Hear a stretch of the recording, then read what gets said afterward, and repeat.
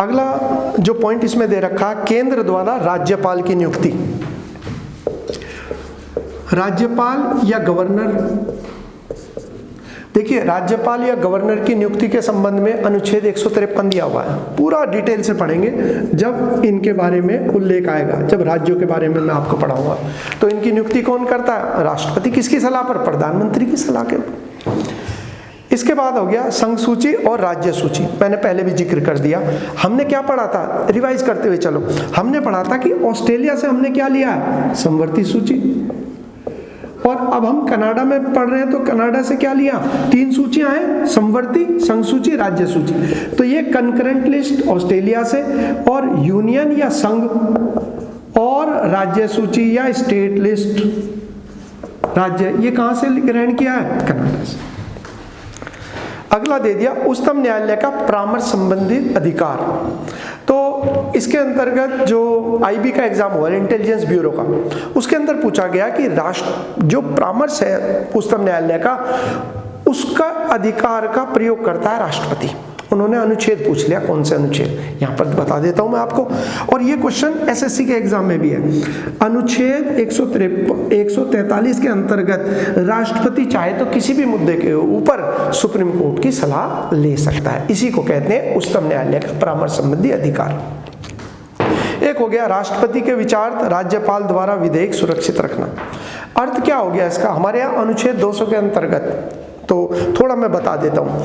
जैसे हमारे यहाँ केंद्र में राष्ट्रपति की स्थिति है, वही स्थिति राज्यों के अंदर किसकी है? राज्यपाल की। दोनों मुहिम है। एक को कहते हैं देश का प्रथम नागरिक और एक को कहते हैं राज्य का प्रथम नागरिक।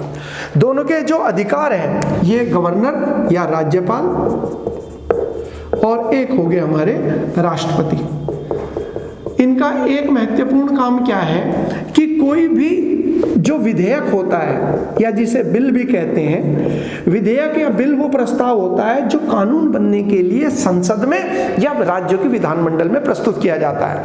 जब वो दोनों सदनों के द्वारा पारित होता है, तब या तो राष्ट्रपति के हस्ताक्षर होंगे यदि संसद में है, और यदि राज्य में है तो राज्यपाल के हस्ताक्षर। जब तक इनके हस्ताक्षर नहीं होंगे वो कानून नहीं बनेगा। जब हस्ताक्षर होते हैं, हस्ताक्षर के बाद मैं ये एक पॉइंट बता रहा हूं आपको, क्योंकि मैं देखा बहुत बच्चे कंफ्यूज होते हैं। एक तो होता है जब हस्ताक्षर हो जाएंगे तब इसे कहते हैं अधिनियम।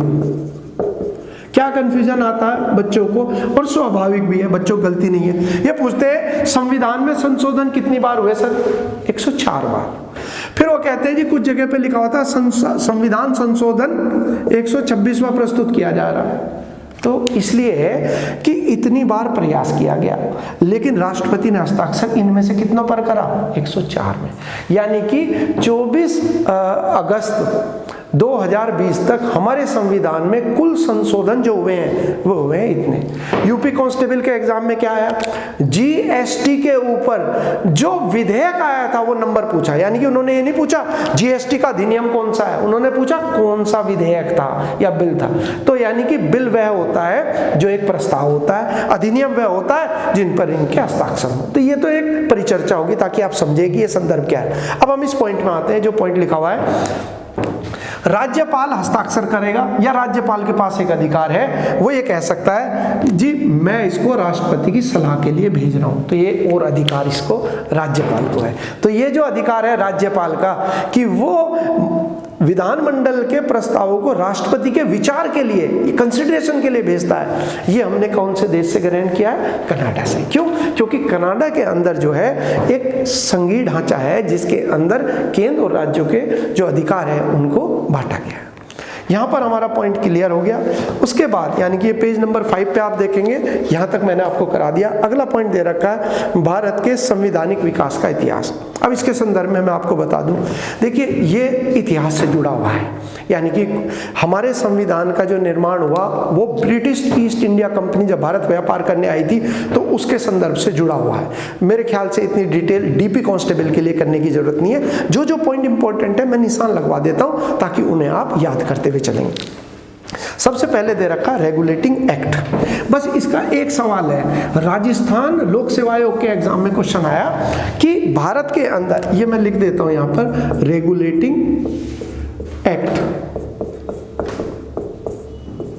इसके अंतर्गत केवल आपको ये ध्यान रखना है कि ईस्ट इंडिया कंपनी के ऊपर ब्रिटिश सरकार के अधिकार की शुरुआत कब हुई, वो आंसर केवल एक पॉइंट पे निशान लगाएंगे, बाकी आप छोड़ देंगे क्योंकि नई संदर्भ है, कांस्टेबल के लिए बिल्कुल भी जरूरी नहीं है।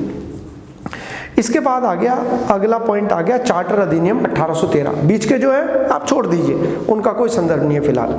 इसके बाद है चार्टर अधिनियम 1813। इसका बस एक क्वेश्चन आपको ध्यान रखना है, ये हिस्ट्री का मान लो चाहे संविधान का मान लो, एक ही बात है, पढ़ना जरूर है। चार्टर अधिनियम 1813 में आप कहेंगे कि ईस्ट इंडिया कंपनी का जो व्यापारिक एकाधिकार है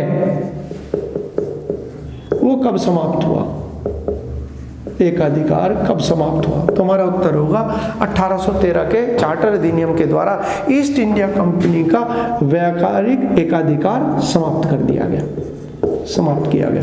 यानी कि भारत के साथ व्यापार करने के लिए जो एकमात्र ब्रिटिश कंपनी का अधिकार था, उसकी जगह कहा गया दूसरी ब्रिटिश व्यापारी कंपनियां भी भारत में व्यापार कर सकती हैं, इसी को। इसके अलावा इसमें शिक्षा के लिए अलग से प्रावधान भी रखा गया। पढ़ना चाहे आपकी मर्जी है, लेकिन परीक्षा उपयोगी जो है यही महत्वपूर्ण तथ्य हैं। इसके बाद है भारत सरकार अधिनियम 1858। भारत सरकार अधिनियम 1858, इसे कहते हैं गवर्नमेंट ऑफ इंडिया एक्ट 1858। इसका अर्थ क्या हो गया? इसके में एक पॉइंट दे रखा है कि द्वैध शासन की समाप्ति, द्वैध शासन की समाप्ति। ये क्वेश्चन जो है थोड़ा समझाने जैसा है, क्योंकि हिस्ट्री भी पढ़ोगे तो वहां पॉइंट आएगा। द्वैध शासन का मतलब क्या होता है, और इंग्लिश में बच्चों इसे कहते हैं डुअल गवर्नमेंट, जो इंग्लिश मीडियम के बच्चे हैं। अब आप देखिए क्या व्यवस्था थी 1858 तक। भारत में अंग्रेजों ने पहली लड़ाई लड़ी प्लासी का युद्ध 1757 में, लेकिन भारत को प्रत्यक्ष रूप से अपने अधिकार में नहीं लिया, और भारतीय नवाब को सलाह देने के लिए अपने प्रतिनिधि नियुक्त कर दिए। यानी कि बागडोर उन्होंने अपने हाथ में सीधे नहीं ली, जो आलोचना होगी नवाब की होगी, लेकिन नवाब की गर्दन किसके पास थी? वो ईस्ट इंडिया कंपनी। इसे कहते हैं दो लोगों का शासन, इसी को द्वैध शासन कहते हैं। तो 1757 से लेकर 1857 की क्रांति तक भारत का मुखिया कौन था? मुगल बादशाह बहादुर शाह जफर, अंतिम मुगल बादशाह। तो मुगल बादशाह नाम को था, मुखिया सांकेतिक जैसे राष्ट्रपति है। असली अधिकार किसके पास थे? ईस्ट इंडिया कंपनी के। इसी को कहते हैं द्वैध शासन। तो एक द्वैध शासन तो था 1757 में, जिसे शुरू किया था क्लाइव ने, लॉर्ड क्लाइव ने। और जब 1857 का गदर हुआ, तब उन्होंने कहा कि अब मुगल बादशाह की जो बादशाहत है उसे हम समाप्त करते हैं। अब से ब्रिटेन की महारानी भारत की महारानी, और भारत की प्रजा अब से ब्रिटेन की प्रजा कहलाएगी, महारानी की प्रजा कहलाएगी। इसी को कहते हैं द्वैध शासन की समाप्ति। तो 1858 के अंदर किसका परिणाम था? जो क्रांति भारतीयों ने करी थी, उस क्रांति के परिणाम स्वरूप ये निर्णय लिया गया। और कुछ नहीं करना इसके अंदर आपको। 1892 और बता देता हूं, इसका क्वेश्चन यूपीएससी के एग्जाम में है कि अंग्रेजों ने भारत के अंदर चुनाव की प्रक्रिया या चुनाव को कौन से कानून के द्वारा अपनाया। अब चुनाव कैसा हो सकता है बच्चों? चुनाव ऐसा हो सकता है कि व्यापारी जो है मिलकर अपने अध्यक्ष का चुनाव करे, वो भी चुनाव है, और एक जनता अपने प्रतिनिधि का चुनाव करते हैं। तो कहने को तो दोनों ही चुनाव है। इसीलिए अंग्रेजों ने, जब भारतीयों ने मांग करने लगे कि हमें भी कुछ प्रतिनिधित्व दिया जाए, तो अंग्रेजों ने दिखावे के लिए कहा, भाई इन 10-15 लोग जो बैठे हुए हो, इनमें से एक का चुनाव कर लो। इसी को चुनाव का नाम दिया गया। तो अंग्रेजों ने पहली बार भारतीयों को चुनाव का प्रावधान कब दिया? 1892।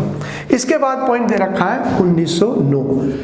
ये तो देखो हिस्ट्री में लिए भी इंपॉर्टेंट है। सवाल आता है कि भारत में सांप्रदायिक चुनाव प्रणाली की, यानी कि ये एक पॉइंट है कि अंग्रेजों ने जो बंटवारे का बीज है कब बोया था? 1909 में, और उसकी फसल कब काटी? 14 अगस्त 1947 को। तो देश के बंटवारे का आधिकारिक बीज कब बोया अंग्रेजों ने? 1909 में। इसी के अंतर्गत उन्होंने शुरू करी सांप्रदायिक चुनाव प्रणाली। सांप्रदायिक चुनाव, हाँ, इसमें एक पॉइंट में और आपको बता दूं, इसमें दे रखा होगा कि वायसराय या गवर्नर जनरल की कार्य परिषद में पहला भारतीय कौन चुना गया? सत्येंद्र सिन्हा का नाम। यूपीएसआई 2019 के अंदर ये क्वेश्चन आया था कि कौन सा पहला भारतीय है जो चुना गया था। तो उस पॉइंट को भी आप लगाने, इसको मैं अभी समझा रहा हूँ, एक मैं निशान लगा दूं, ये नाम। हाँ, सेकंड पॉइंट देखिए इसके अंदर यहाँ पर सेकंड पॉइंट दे रखा है, भारत सरकार अधिनियम 1909 के अंतर्गत, ये सत्येंद्र सिन्हा, ये इसके आगे आप लिख लेंगे यूपीएसआई 2019 के अंदर सवाल आया। तो यहाँ मैं समझा दूं, सांप्रदायिक चुनाव प्रणाली, इसको कहा जाता कम्युनल रिप्रेजेंटेटिव, यानी कि अंग्रेजों ने क्या किया, मुसलमानों को 2 वोट दी। 2 वोट किस आधार पर दी कि जहां से मुस्लिम प्रत्याशी खड़ा होगा वहां केवल मतदान कौन करेंगे, मुसलमान, और जहां पर सामान्य कोई उम्मीदवार खड़ा होगा वहां सामान्य वर्ग के साथ, हिंदुओं के साथ साथ में मुसलमान भी वोट देंगे। तो मुस्लिमों को 2 वोट दिया। इसीलिए एक सवाल एसएससी में आता है कि किसने कहा एक व्यक्ति 1 वोट, डॉक्टर अंबेडकर ने। क्यों? क्योंकि देश का जब संविधान बनाने की बात आई तो बाबा साहब ने स्पष्ट कहा कि ये जो अंग्रेज हमारे अंदर फूट डाल के गए हैं ये हम भविष्य के अंदर जारी नहीं रखेंगे, और अब हर व्यक्ति को केवल 1 ही वोट मिलेगा, 2 वोट का अधिकार नहीं है। तो अंग्रेजों ने मुस्लिमों को भारतीय समाज से अलग करने की जो शुरुआत है वो इस सांप्रदायिक चुनाव प्रणाली के द्वारा ही शुरू करी थी। तो 2 पॉइंट इसके आपको ध्यान रखने, सत्येंद्र सिन्हा वाला और सांप्रदायिक चुनाव प्रणाली। और इसके बुरे काम को आप इससे समझ सकते हो। पीसीएस में सवाल आया कि महात्मा गांधी ने किसके बारे में कहा कि इसने हमारा नाश कर दिया।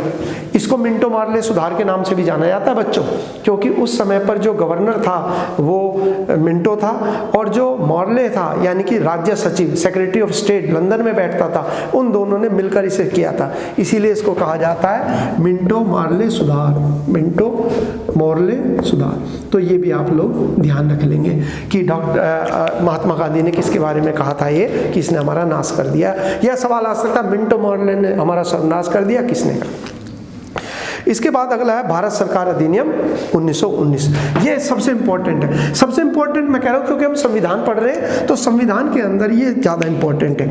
यह है गवर्नमेंट ऑफ इंडिया एक्ट 1919। इसके अंदर भाई अनेक सवाल हैं, सीडीएस से लेकर किसी भी परीक्षा में मैंने देखा कोई ना कोई सवाल जरूर आते हैं। तो मुझे लगता है चाहे वो संविधान से जुड़ा हो या फिर इतिहास मान लो, लेकिन करने जरूर है। एक तो ये सवाल आया जो एग्जाम के अंदर पूछा गया, सीडीएस के एग्जाम में, उसमें पूछा कि ये जो हाई कमिश्नर होता है, उच्चायुक्त कहते हैं, उस उच्चायुक्त के जो पद की रचना पहली बार किसे की गई? उच्चायुक्त। मैं अभी बताता हूँ किसे कहते हैं। इसे कहते हैं बच्चों हाई कमिश्नर। एक चीज मैं आपको स्पष्ट कर दूं ताकि आपको क्लियर हो। यदि आप दिल्ली में जाएंगे, दिल्ली में भारत सभी देशों के दूतावास है, चाणक्यपुरी नाम का एक जगह पड़ती है, कॉलोनी मान लीजिए उसे, मोहल्ला मान लीजिए। तो चाणक्यपुरी में जब आप जाओगे अमेरिका, तो वहां के दूतावास में लिखा होगा अमेरिकी दूतावास, और उसके नीचे लिखा होगा राजदूत, एम्बेसडर, जो वहाँ का पदाधिकारी मुखिया है। लेकिन अगर आप जाएं ब्रिटेन के, पाकिस्तान के, श्रीलंका में, तो वहाँ लिखा होता हाई कमीशन, वहाँ पे ये नहीं होता दूतावास।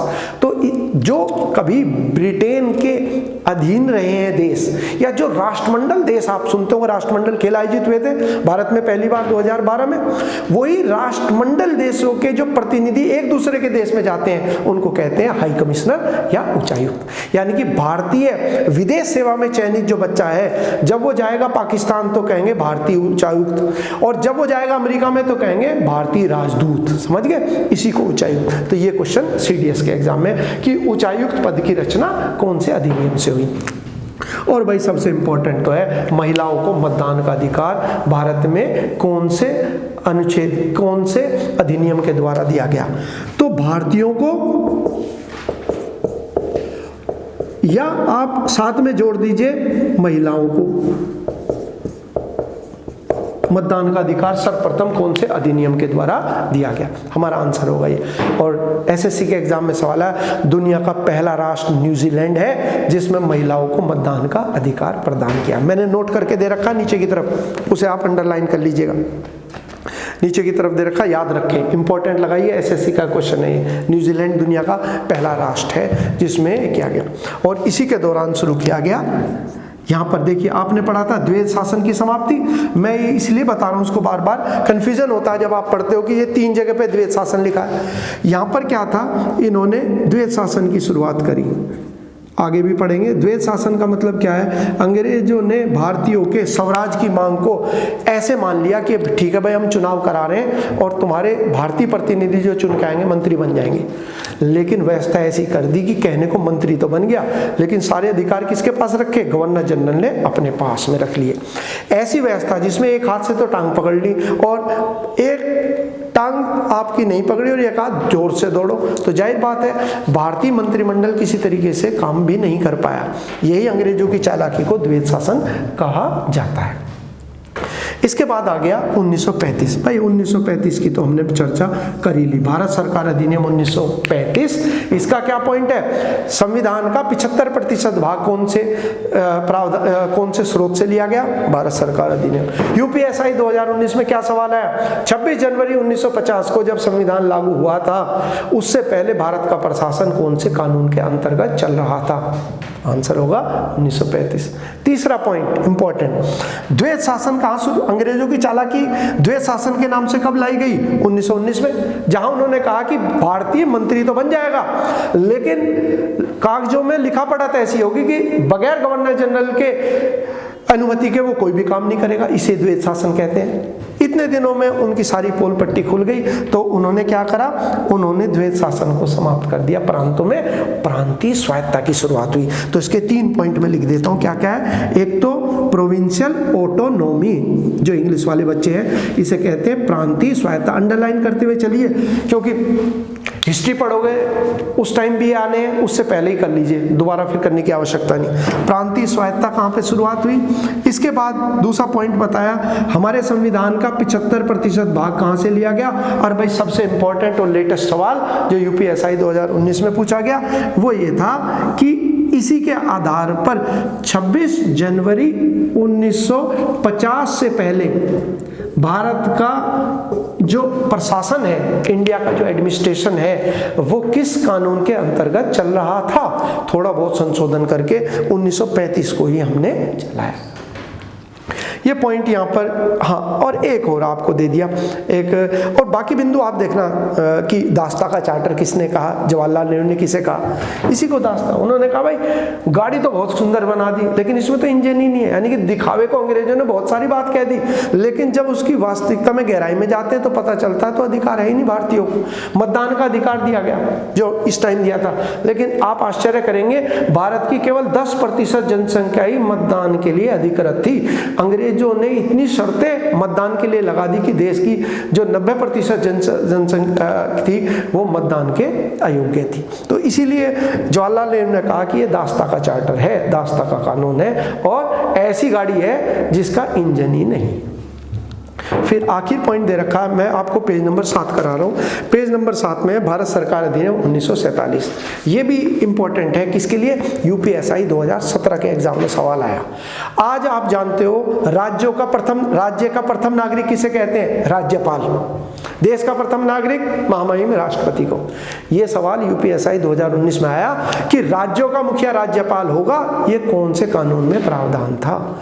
तो देखिए, ये 1935 के बाद जब अंग्रेजों ने ये निर्णय लिया कि भाई हम भारत को छोड़कर जा रहे हैं, तो भारत को छोड़कर जाने के लिए ब्रिटेन की संसद में एक कानून लाया गया, उसे कहते हैं भारत स्वतंत्रता अधिनियम, और उसके लिए 18 जुलाई 1947 इसे कहते हैं भारत स्वतंत्रता अधिनियम, यानी कि independence of India act.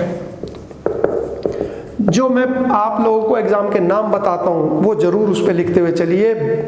Revision करते टाइम आपको इतना जबरदस्त लाभ होगा कि आपको पता रहेगा भाई ये चीजें तो मुझे जरूर याद करके जानी है। तो इसके अंतर्गत एग्जाम में क्वेश्चन, तो इसी में क्या प्रावधान था? इसमें प्रावधान था कि जो केंद्र है, यानी कि हमारे यहाँ जो सेंटर है, उसका मुखिया तो होगा गवर्नर जनरल। आप ध्यान